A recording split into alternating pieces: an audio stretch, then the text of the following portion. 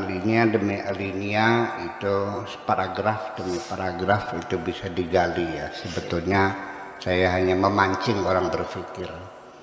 Isinya adalah saya menyampaikan pengalaman kemanusiaan. Mungkin kalimatnya sederhana di halaman 4 ini. Alinea yang pertama di akhir alinea. Ternyata karena engkau dapat membuat masakan yang sedap, sehingga engkau juga mampu bercakap-cakap yang sedap dan enak didengar telinga. Apa hubungannya masaknya sedap, ngomongnya sedap? Ini artinya bahwa sesuatu itu berkait. Dalam ilmu pengetahuan juga berkait. Dikatakan dalam pepatah Arab, man tabahhara fi ilmin tabahhara jami'al ulum. Orang yang melaut dalam satu ilmu, dia akan melaut dalam segala ilmu. Jadi ketika Pak Sofia ya mendalami bahasa Indonesia, itu tidak akan menjalar kepada ilmu yang lain.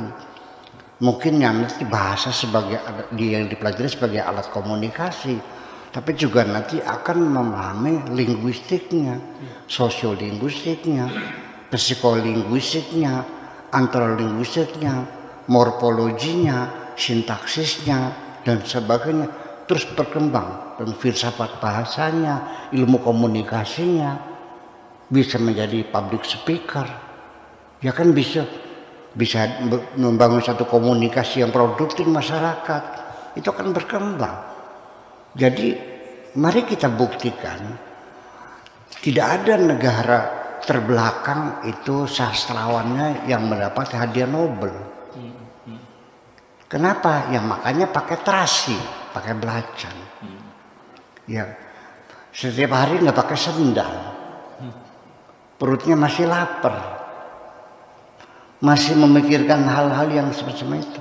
Mana mungkin dia akan produktif intelektualitasnya menciptakan satu novel yang dapat hadiah Nobel? Nggak ada. Selalu negara-negara besar. Jadi karena intelektualitas mereka sudah begitu maju, seperti orang Perancis, begitu tangan mereka menyentuh minyak wanginya sangat istimewa. Betul nggak? Ketika tangan mereka menyentuh desain, ya, fashion, pakaiannya bagus. Ketika mereka masak, masakannya enak. Ngobrolnya, komunikasinya sangat produktif sekali. Itu menjalar semuanya itu. Jadi sesungguhnya dalam ilmu itu nggak ada spesialisasi. Ya. Pertama orang itu menjadi generalis dulu. Ya semua ilmu dipelajari semua, baru spesialisasi itu. Kemudian jangan seperti kita di pesantren langsung spesialisasi fikih, ya kan begitu. Nahunya tidak, sorobnya tidak, balagonya tidak, sosiologinya enggak, antropologinya tidak, kosmologi tidak, lalu ya jadi mentah jadinya. Ya kenapa?